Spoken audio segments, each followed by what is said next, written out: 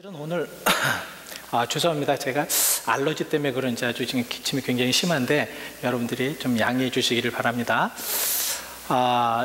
저희 유스 아이들이 지난 4월 7일부터 8일까지 이제 우리 감독님한테 이제 컨포메이션이라는 클래스를 했습니다. 이건 무엇이냐면 유아세를 받은 아이들이 이제 잘하잖아요. 그 유아세를 받을 당시에는 고백을 못했지 않습니까? 그래서 이 아이들이 계속 자라면서 이제 신앙 교육을 잘 받고, 그리고 나서 이제 본인이 나는 하나님을 온전하게 믿습니다라는 그런 고백을 통해서 이제 고백 교인이 되는 겁니다. 그래서 그러한 이제 그 많은 교육을 통하여서 이제 우리가 예배를 통하여서 그 아이들을 환영하고 또 같이 셀레브레이션하는 그러한 주인데요. 우리가 이제 조금 이렇게 그 시간을 잘못 해가지고 아직 이제 그 다 교육이 안 돼서 이제 조금 미루어졌지만, 우리가 참 이것은 굉장히 큰 열매입니다. 여러분들 아시겠지만 참 전도하기도 힘든 그런 세대잖아요. 근데 아이들이 어려서부터 하나님을 잘 믿어서 그 부모뿐만 아니라 우리 모든 성도님들이 뒤에서 아이들을 위해서 기도해주고 또 권면하고 또 어느 때는 참 그 아이들을 인커리지 시켜줘서 잘 자라서 그 아이들의 입으로 본인들이 하나님을 믿습니다라는 그런 고백을 한다는 것은 참 큰 우리의 열매입니다. 그래서 이러한 열매를 우리가 아름답게 이제 바라봐야 되는데요. 참 여러분들 우리가 이제 알아봐야 될 것은 우리 모든 인간은 성장하도록 되어 있습니다. 성장하지 않으면 이상한 거예요. 그죠? 자, 우리 인간이 성장을 해야 되는데 성장하는 그런 여러 가지 이제 그 영향들이나 그 주변 환경들이 많은데요. 첫 번째는 우리가 육신적인 성장이 있어야 돼요. 육신적인 성장이 없으면 이건 참 이상한 거잖아요. 예를 들어서 1살짜리의 그런 키나 아니면 그런 그 수준으로 계속 살아간다고 그러고 있어요. 이것은 참 문제잖아요. 그래서 성장은 꼭 필요한 겁니다. 그리고 두 번째는 정신적인 성장도 필요해요. 1살짜리 그 정신을 가지고 지금 30대, 40대에서 산다고 생각해보세요. 이것도 굉장히 큰 문제이지 않습니까? 그래서 우리는 계속해서 성장을 해야 되고, 또 세 번째는 지식도 성장이 돼야 됩니다. 우리가 계속 살아가면서 여러 가지 경험을 하잖아요. 살면서 삶의 경험, 아니면 책을 통하여서 경험, 또 여러 가지 우리가 인간의 삶의 그런 삶을 통하여서 경험. 이런 경험들이 계속 돼야 되는데, 이러한 계속되는 그런 경험을 통하여서 계속 성장이 돼야 되겠다. 그리고 마지막으로는 영적인 성장이 있어야 됩니다. 하나님을 믿으면, 하나님을 믿은 사람들은 계속해서 영적인 성장을 이루어야 합니다. 근데 이런 영적인 성장이 없으면 그러면은 우리는 10년이 돼도 20년이 돼도 똑같다라는 것이에요. 그래서 이런 모든 성장이 또 아름답게 균형을 맞춰서 성장이 돼야 되겠다. 근데 이렇게 성장이 균형이 맞게 잘 성장하신 분이 계세요. 누구냐면 우리 예수님이십니다. 예수님께서는 어려서부터 모든 것이 이렇게 아름답게 귀하게 키가 자라고 또 지혜가 자라서 사람들과 하나님에게 사랑을 받았더라라는 말씀이 나옵니다. 우리 누가복음 2장 52절을 먼저 읽어보시죠. 시작. 예수는 지혜와 키가 자라가며 하나님과 사람에게 더욱 사랑스러워 가시더라. 예수는 지혜와 키가 자라가며, 그러니까 머리와 정신력과 그리고 육신의 모든 것들이 잘 자라고 있고, 그곳에 영적으로 하나님과의 관계 속에서 잘 자라고 계셨다라는 것이죠. 참 이 예수님의 그런 자라는 모습들을 보면서 우리도 잘 자라야 되는데, 우리는 이미 여기 계신 분들은 이미 육신적으로는 이제 다 거의 다 잘하셨어요. 더 이상 잘하실 것이 없습니다. 이제 우리가 중심적으로 봐야 될 것은 우리의 지식이나 정신적이거나 아니면 영적인 것들이 계속해서 자라야 합니다. 이러한 자람이 없으면 우리는 굉장히 이제 문제가 되는데, 근데 우리는 그리스도인이잖아요. 그리스도인들이기 때문에 우리는 영적으로 잘 자라야 되겠다. 우리가 영을 잘 포커스로 해가지고 그 영적으로 잘 자라서 하나님의 영광을 돌려야 되는데, 왜 영적으로 자라야 되는가? 지식적으로 자라면 안 되는가? 정신적으로 자라면 안 되는가? 여러분, 지식적으로 자라고 만약에 정신적으로 자라는 것보다 영적으로 자라야 되는 이유가, 성장해야 되는 이유를 여러분들과 이제 같이 나누려고 합니다. 왜냐하면 이 영적으로 자라는 것이 모든 것에, 우리들의 삶의 모든 것에 유익을 주기 때문에 그렇다는 것입니다. 영적으로 자라면 모든 것이 유익이 돼요. 지식적으로 자라면 많은 사람들은 지식 풍부한데 유익이 되지 않겠습니까? 근데 자기에게는 유익이 될지 모르겠지만 모든 사람들에게 다 유익이 되는 것은 아니라는 것이죠. 그러나 영적으로 자라면 모든 것에 다 유익이 될 수가 있다는 것을 여러분들에게 이제 말씀을 드리는데요. 자, 영적으로 자라게 되면 무엇이 유익이 되냐면 먼저 하나님을 알 수 있잖아요. 하나님을 잘 알잖아요. 여러분, 천지 만물을 창조하시는 하나님을 안다는 것은 굉장히 큰 은혜입니다. 하나님의 살아계심과 하나님의 역사심과 하나님의 그 은혜 가운데 살아갈 수 있다는 것 너무너무 큰 은혜거든요. 이 큰 은혜를 통하여서 그 지식이 자란다고 에베소서 3장 18절은 말씀을 하고 있습니다. 읽어보시죠. 시작. 능히 모든 성도와 함께 지식에 넘치는 그리스도의 사랑을 알고, 성도와 함께 지식에 넘치는 사랑, 그리스도의 사랑. 여러분, 영적으로 우리가 하나님을 잘 알게 되고요. 그리고 지난주에 말씀을 드린 것들은 지식의 근본이신 하나님을 경외하게 되면 그 경외를 통하여서 우리가 지식이 더 많아질 수밖에 없다는 겁니다. 가만히 보면 정말 우리 예전에 어르신들 참 지혜로우셨어요. 근데 새벽 예배 나와서 기도하시는 어르신들 보면 참 너무 지혜로우신 분들이 많으셨어요. 저는 거기서 어디서 나왔느냐, 한글도 모르시고 또 어떤 그 경험도 없으신데, 사회적인 경험도 없으신데 그 권사님으로서 계속 기도하시고 그런 영성을 가지고 많은 분들에게 사랑해 주시고 이런 것들이 많이 느껴졌다는 것입니다. 이러한 영으로 모든 것을 이루어질 때 아름다운 것이 되고요. 그리고 정신력도 다 성장될 수가, 안전하게 성장될 수가 있다는 거죠. 그래서 우리는 영적으로 잘 성장돼야 되겠다. 자, 이것의 대표적인 예가 누구냐면 바울 선생님이에요. 자, 바울은 어떤 사람이었습니까? 바울은 그 당시에 최고의 지식을 가진 사람이었습니다. 히브리인 중에 히브리인이었고요, 바리새인이었고요, 그리고 베냐민 지파였고요. 그 다음에 그 중에서 가장 정신적인 가장 큰 그룹이었던 가말리엘 문화에 있었던 사람이었습니다. 여러분, 가말리엘 문화에 있었던 사람이라는 것은 그 당시에 모든 이스라엘 사람들이 존경할 만한 그런 위치에 놓여 있었던 사람이었습니다. 이 바울이 그렇게 지식이 많고 그렇게 경험이 많고 그렇게 너무너무 그 유대의 모든 것에 다 그 아우른 그런 바울이 예수를 알고 예수를 깨닫고 예수를 느끼고 예수를 경험하니까 이러한 고백을 합니다. 빌립보서 3장 8절 말씀입니다. 한번 읽어보시죠. 시작.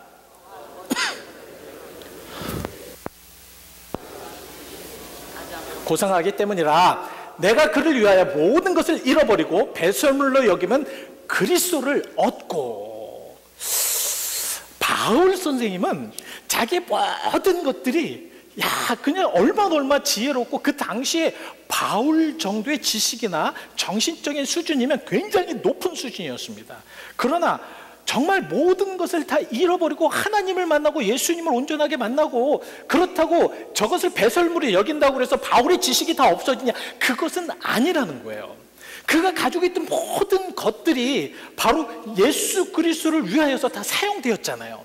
그가 가지고 있었던 율법, 그가 가지고 있었던 바리새적인 것, 그가 가지고 있었던 가말리엘, 그리고 로마의 그러한 심의권, 모든 것들을 바로 예수 그리스도의 복음을 전파하는 데 다 사용을 해버렸습니다. 그러니까 영적으로 성장한다는 것이 얼마나 중요한 것인가. 우리 아이들도 영적으로 성장할 수 있도록 그 길을 열어줘야 됩니다. 여러분들도 제가 여러분들 위해서 기도하면서 여러분들도 또한 영적인 성장이 될 수 있도록 항상 기도해야 된다는 말씀입니다. 자, 그러면 영적인 성장이라는 것이 과연 무엇인가? 여러분, 영적인 성장이라는 것이 무엇입니까?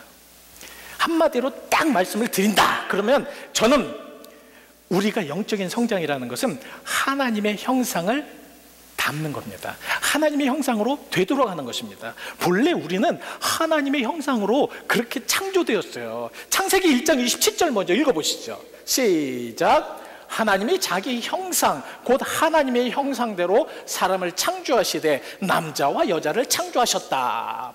그러니까 이미 저희는 하나님의 형상대로 창조된 사람들입니다. 이 형상대로 창조되었다는 건 무엇을 말합니까? 서로 교류가 가능하다는 거예요. 그러니까 저 사람이 슬프면 슬픈 교류가 같이 가능하다는 겁니다.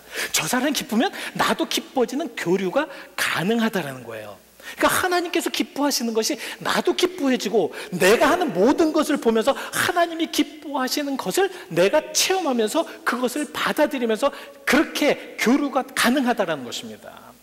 스바냐 3장 10절은 그래서 우리에게 이렇게 말씀을 하십니다. 시작. 너희 하나님 여호와가 너희 가운데 계시니 그는 구원을 베푸실 전능자시라. 자, 그가 너로 말미암아 기쁨을 이기지 못하시며 너를 잠잠히 사랑하시며 너로 말미암아 즐거이 부르시며 기뻐하시리라 하리라. 우리 하나님을 만나고 믿으니까 우리 하나님께서 기뻐하시는 것이 교류가 된다는 거예요.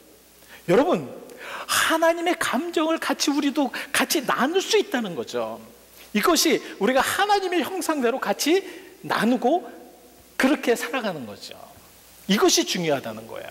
그래서 우리는 하나님의 형상을 되찾아야 돼요. 우리 하나님 형상으로 다시 가야 됩니다. 이것이 바로 영성이 회복되고 영성이 성장하는 것입니다. 하나님의 그런 형상대로 끝까지 가다 보면 우리는 하나님을 닮은 자들이 될 수밖에 없잖아요. 하나님을 닮고 하나님의 마음을 닮고 하나님의 생각을 닮고 그렇게 살아가는 것이 진정으로 영적으로 성장하는 것이다. 근데 이렇게 영적으로 성장하지 못하게 하는 것이 있습니다. 무엇이냐면 죄예요. 우리들의 모든 악한 죄들, 우리들의 마음에 있는 그 쓴뿌리들, 우리가 하나님을 떠나려고 하는 자꾸 세상을 바라보는, 세상을 그리워하는 그런 마음들, 이런 것으로 인하여서 우리는 자꾸 하나님을 떠나게 되고 하나님의 형상과 멀어져서, 저는 이렇게 표현을 합니다. 하나님과 형상에 멀어진 흉측한 모습으로 그렇게 변화가 돼버려요. 이것이 얼마나 위험한 것인가. 그래서 이 죄는 죽을 수밖에 없는 그런 상황이 되어버립니다. 근데 성경에는 이 죽음에 대해서 두 가지로 표현을 하는데, 첫 번째는 육신적인 죽음입니다. 육신적인 죽음은 무엇이냐면 창세기 3장 19절에 말씀하신 것처럼 한번 읽어보시죠. 시작. 내가 흙으로 돌아갈 때까지 얼굴에 땀을 흘려야 먹을 것이니라. 내가 그것에서 취함을 입었음이라. 너는 흙이니 흙으로 돌아갈 것이니라. 그러니까 죽음이라는, 육신의 죽음이라는 것은 우리는 흙이기 때문에, 흙으로 만들어졌기 때문에 흙으로 돌아가는 그런 죽음, 이것은 그냥 어쩔 수 없이 우리는 죽어야 되기 때문에 이것은 우리에게는 그렇게 큰 영향력은 없습니다. 가장 중요한 것은 무엇이냐면 우리가 죄로 인하여서 영적인 죽음이에요. 이 영적인 죽음은 참 문제가 큽니다. 우리가 죄로 인해서 죄를 이기지 못하고 영적인 죽음은 어떻게 되냐면 멸망으로 들어갈 수밖에 없어요. 그래서 마태복음 25장 46절에는 우리에게 이렇게 얘기를 합니다. 시작. 그들은 영벌에, 의인은 영생에 들어가리라. 그들이라는 건 누굽니까? 그들은 바로 죄 속에서 이기지 못하고 하나님을 닮지 못하고 잘하지 못하고, 그래서 영적으로 죽어가는 그러한 영혼들은 영벌로 끝나버릴 수밖에 없다라고 지금 말씀하고 있는 거거든요. 자, 그래서 우리는, 하나님은 이러한 그 모든 것들, 이 세상은 참 이래서 어렵거든요. 그래서 우리는 이제는 우리 자신뿐만 아니라 교회를 한번 생각해 보아야 합니다. 교회, 우리가 지금 이제 다니고 있는 교회를 한번 다시 점검하고 체크업하고 생각해보고, 우리가 과연 이 교회를 통해서 그럼 어떻게 해야 되는가. 왜냐하면 이 교회가 우리를 영적으로 성장시켜야 되는 곳이고, 우리가 기도해야 되는 곳이고, 우리가 정말 하나님 앞에 예배해야 하는 곳이기 때문에 이 교회라는 것이 잘못되면 안 되거든요. 근데 이 교회가 너무 타락해져 버렸어요. 너무너무 타락해져 버렸습니다. 본질을 잃어버렸어요. 본질을 잃어버리니까 하나님의 능력과 이적과 기사가 나타나는 교회들이 많이 없습니다. 과연 교회에 예배를 드리고 하나님께 예배를 드리고 하나님의 살아계심을 체험하고 이 예배를 통해서 하나님의 역사하심을, 능력을, 은혜를 받고, 그렇게 되면 우리는 변화될 수밖에 없고요, 세상에 나가서 담대하고 강하게 살아갈 수밖에 없습니다. 왜? 하나님을 믿었기 때문에, 우리는 영생을 얻은 자들이기 때문에. 근데 우리 성도들이 세상에 나가서는 그렇게 살아가는 모습들을 많이 볼 수가 없어요. 참 이것이 너무너무 마음이 아픕니다. 너무너무 괴로워요. 그리고 세상의 교회 눈치를 봐야 되는데 이제 교회가 세상을 눈치를 보고 있어요. 이게 어찌된 왜 이렇게 되었는지. 근데 여러분, 사사시대에도 마찬가지였어요. 사사시대에도 정말 이러한 너무너무 그 강박한, 타락한 이러한 모든 종교 생활이 그렇게 됐습니다. 그래서 하나님께서는 그런 모든 것들을 위하여서 사무엘을 준비시킨 겁니다. 사무엘을 영적으로 계속해서 성장시키시면서 준비시킨 것입니다. 마치 이스라엘 백성들이 애굽에서 400년 동안 이제 고통을 받지 않습니까? 그리고 나서 40년 동안 이제 모세를 미디안 광야에서 훈련시키잖아요. 그래서 40년이 딱 찼을 때, 그랬을 때 하나님께서 모세를 이용하여서 이스라엘 백성들을 쓰신 것처럼, 이스라엘 백성들을 출애굽시킨 것처럼 그렇게 지금 준비하고 계셨다라는 말씀입니다. 이것은 우리 사도행전 7장 30절 한번 읽어보시죠. 시작.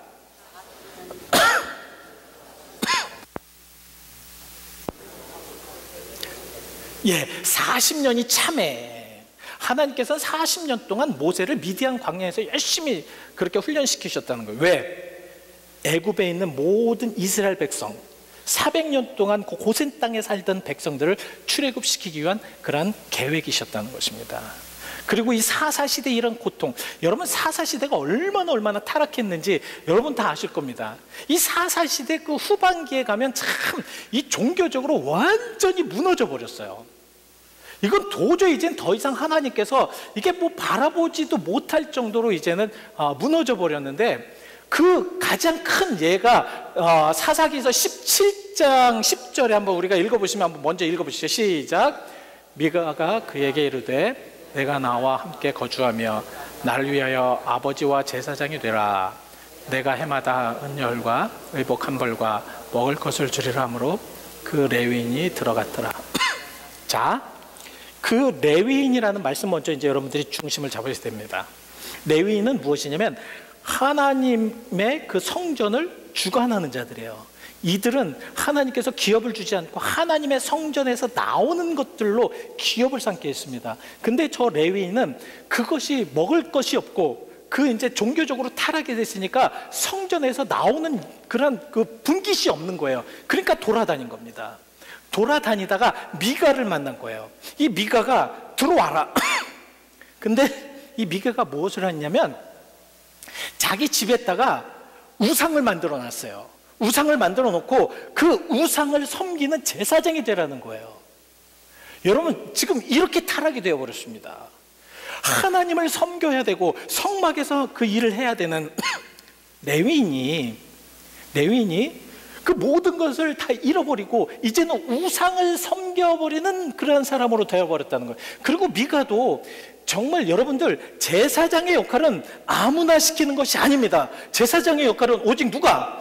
하나님께서 시키시는 거거든요. 근데 미가 마음대로 시켜요. 자기가 마음대로 제사장이 되라는 거예요. 내가 너하고 이제는 딜을 하는 거죠. 얼마를 줄 테니까 와서 이것을 해라. 이게 말이 되냐고요. 이렇게 타락이 되었습니다. 또 2장 넘어가서 19장에는요 이 레위인이 첩 때문에 나라에 전쟁이 일어나잖아요. 예? 그래서 베냐민 족속이 다 죽어버리잖아요. 이러한 이 정말 교회가 또한 그 성직자들이 자기 역할을 하지 못함으로 인해서 되어지는 놀라운 그런 일들. 그래서 사사기에서는 마지막으로 이것을 다 하나님께서 해결해 주셔야 되는데 해결하지 못하고 사사기 21장 25절엔 이렇게 끝납니다. 읽어보시죠. 시작. 그때 이스라엘에 왕이 없으므로 사람이 각기 자기의 소견대로 옳은 대로 행하였더라. 이 왕이 없다는 건 하나님을 왕으로 삼지 않았다는 거죠. 그러니까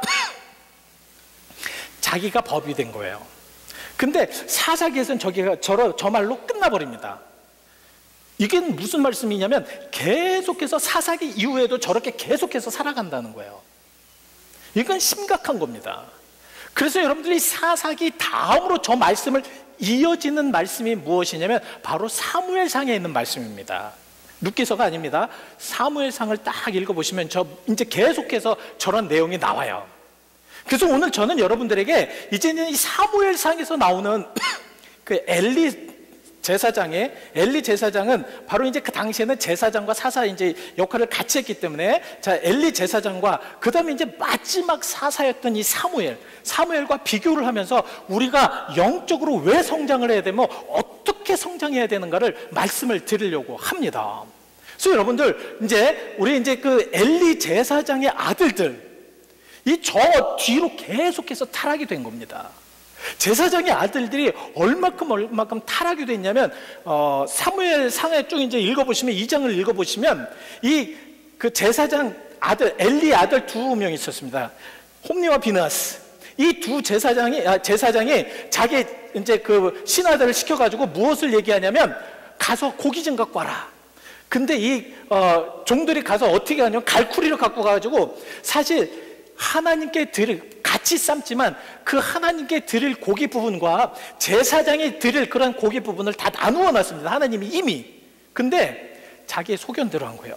그래서 그들의 모든 행위는 하나님을 섬기는 모습이 완전히 달랐습니다. 영성을 위해서, 영성의 그런 그 성장을 위해서 우리가 잘 들으셔야 됩니다. 자, 그들은 무조건 가가지고 고기를 갈쿠리를 해서 무조건 갖고 온 겁니다. 그리고 모든 하나님 앞에 드리는 예물은 제사장이 드릴 것까지 다 삶게 돼 있어요. 물로 삶게 돼 있다는 거예요. 근데 이 제사장들이 나는 이제 삶는 거 못 먹겠다, 생고기 갖고 와라. 그 생거로 갖고 갑니다. 하나님의 모든 제사적인 법과 관습과 이런 모든 것을 다 무너뜨려 버려요. 여러분, 말세지 말이 되면은 정말 영이 타락한 그러한 여건이 되면 하나님이 계획하신 모든 것이 다 타락이 되어버리고 무너져 버립니다. 그래서 사무엘상 2장 17절에는 이런 말씀을 합니다. 이 소년들이라는 건 홈니와 비느하스예요. 한번 읽어보시죠. 시작. 이 소년들은 그들이 여호와의 제사를 멸시함이었더라. 하나님 앞에 예배하는 것을 멸시해버렸다는 거예요. 여러분, 말세가 되고요, 잘못되면 지금 우리도 조심해야 됩니다. 우리가 영적으로 자라기 위해서 가장 먼저 드려야 될 것이 예배예요. 예배를 통해서 영성이 자랄 수 있습니다. 근데 예배가 무너지고 예배 형식이 무너지고 예배 모든 것이 무너지면 그거로 끝나버립니다. 이거 얼마나 위험한 일입니까? 이 홈니와 비느하스의 그 두 소녀들이 그냥 하나님이 드리는 그 제사의 모든 것을 다 무너뜨려 버립니다. 근데 그 다음 절에 나오는 말씀을 읽어보시면 사무엘입니다. 시작. 사무엘은 어렸을 때 세마포 에봇을 입고 여호와 앞에서 섬겼더라. 여호와 앞에 섬겼더라. 이 조그만 아이가 세마포 에봇을 입었다. 이건 뭡니까? 벌써 마음가짐이나 외적인 모든 것부터 하나님께 드리는 것에 준비가 되었다는 거죠. 아니, 제사장을 도울 아이가 지금 에봇을 단정히 입고 지금 성전에서 제사를 돕고 있다라는 거예요. 참, 어렸을 때부터 이러한 모습으로 아름답게 자란 사무엘이 클 수밖에 없겠죠. 근데 이 사무엘 뒤에는 누가 있었습니까? 권사님, 그 다음 거를 해주십시오. 1장 28절 한번 읽어보시죠. 시작. 그러므로 나도 그를 여호와께 드리되 그의 평생을 여호와께 드리나이다 하고 그가 거기서 여호와께 경배하니라. 이것은 무엇이냐면, 한나가 얼마나 아기가 갖고 싶었는지 막 성전에서 계속 막 울면서 하나님 앞에 때를 써서 결국 사무엘을 얻습니다. 하나님, 나에게 아들을 주시면 하나님께 바치겠습니다. 그래서 아들을 주셨어요. 사무엘을 주셨어요. 그래서 그 사무엘을 하나님께 바치고 여호와를 경배하였다. 이러한 한나가 어떻게 이 사무엘을 뒤에서 서포트했는가? 자, 2장 19절을 한번, 그 전거를 한번, 자, 읽어보시죠. 시작. 그의 어머니가 매년 드리는 제사를 드리러 그의 남편과 함께 올라갈 때마다 작은 곳을 지어다가 그에게 주었더니, 이게 무엇입니까? 에봇을 만들어서, 직접 자기가 에봇을 만들어서 주의 성전에서 일하는 자기 아들을 위해서 매년 계속 자라잖아요. 육신적으로 자라잖아요. 그러니까 그것을 생각하면서 1년에 한 번씩 자기 아들을 위해서 에봇을 만들어 올려다 드렸다는 것입니다. 이것은 무엇이냐면 자기 아들로 생각한 것이 아니라 진정한 하나님의 제사, 하나님의 그런 사람, 하나님 일을 해야 될 사람, 이 사람으로 인정을 했다는 거예요. 그렇게 서포트했다는 겁니다. 여러분, 영적으로 성장하기 위하여서는 영적으로 참 잘된 이들이 뒤에 있으면 성장이 됩니다. 여러분, 뒤에 한번 잘 주변을 살펴보셔야 됩니다. 그래서 영적으로 잘 성장된 자들, 그래서 우리 지도자들도요, 영적으로 잘 성장돼야 되는 이유가 무엇이냐면, 이제는 교회에 오는 많은 이들이 바로 여러분들 지도자를 보고 또 여러분들을 보면서 그런 모든 것들을 배워야 된다는 것이죠. 근데 이러한 모든 삶의 뒤에 축복을 하나님께서 주시는데요, 그 축복을 한번 읽어보시겠습니다. 2장 21절 시작. 여호와께서 한나를 돌보시사 그로 하여금 임신하여 세 아들과 두 딸을 낳게 하셨고 아이 사무엘은 여호와 앞에서 자라니라. 참 하나님은 공평하신 하나님이시지 않습니까? 우리는 이러한 축복을 체험해야 돼요. 이런 축복 안에 우리는 살아가야 됩니다. 하나님께서 그런 모든 것을 갚아주시잖아요. 자, 그리고 두 번째는 엘리의 두 아들과 사무엘은 행실이 달랐습니다. 행하는 행동이 거지가 다 달랐어요. 자, 참 이 홈니와 비느하스는 이 제사장의 그런 모든 권한을 가지고 굉장히 추악한 행동을 많이 했습니다. 이건 참 옳지 못한 행동인데요. 자, 사무엘상 2장 22절 먼저 한번 읽어보시죠. 시작. 엘리가 매우 늙었더니 자, 그의 아들들이 온 이스라엘에게 행한 모든 일과 해망문에서 수종된 여인들과 동침하였음을 듣고, 참 이거는 이루 말할 수 없는 타락입니다. 어떻게 저렇게 추악한 행동을 할 수 있을까? 여러분, 그 회막문에서 일하는 여인들은 하나님께서 이미 그 법률과 법도로 다 경험하고 또 다 그렇게 계획해 놓으신 겁니다. 출애굽기 38장 8절에 이렇게 얘기를 하고 있거든요. 시작. 그가 노수로 물두멍을 만들고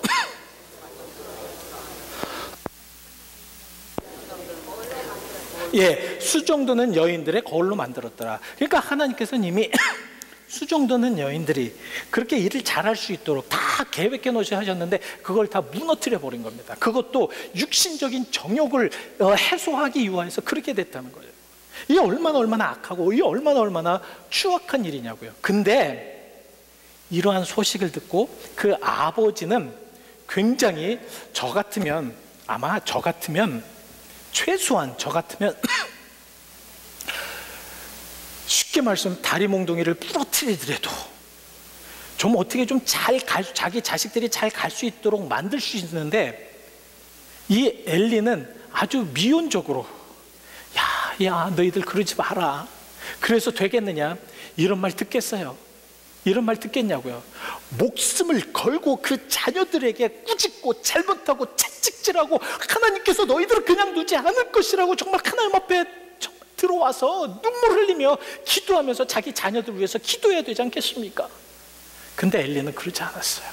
미온적으로. 그랬더니 성경에는 뭐라고 표현이 되어 있냐면 그 자녀들이 그의 아비의 말을 듣지 않았다라고 말씀하고 있습니다. 듣겠습니까? 듣겠어요? 악한 그런 생각을 가지고 있는 이들은 너무너무 악할 때에는 말이 안 들어갑니다. 말이 안 들어가요. 이게 참 그래서 우리가 성장하기 위해서는 먼저는 하나님 앞에 와서 우리들의 모든 것들을 한번 점검하는 것이 굉장히 중요하다. 무서운 얘기 해드릴까요? 무서운 얘기. 하나님께서 과연 이들을 어떻게 계획하셨는가? 사무엘상 2장 25절에 여러분, 제가 중요한 말씀만 읽어드리겠습니다. 여호와께서 그들을 죽이기로 뜻하셨음이더라. 여호와께서 그들을 죽이기로 뜻하셨음이더라. 그렇게 악하고 그렇게 잘못된 것 여호와께 하나님께서는 그냥 놔두지 않으신다는 겁니다. 죽이기로 뜻하셨더라.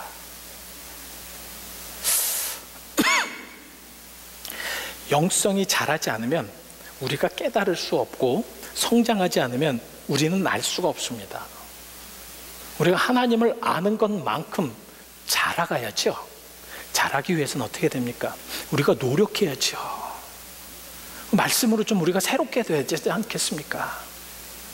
근데 그 다음 절에는 사무엘에게 이런 말씀을 하십니다. 시작.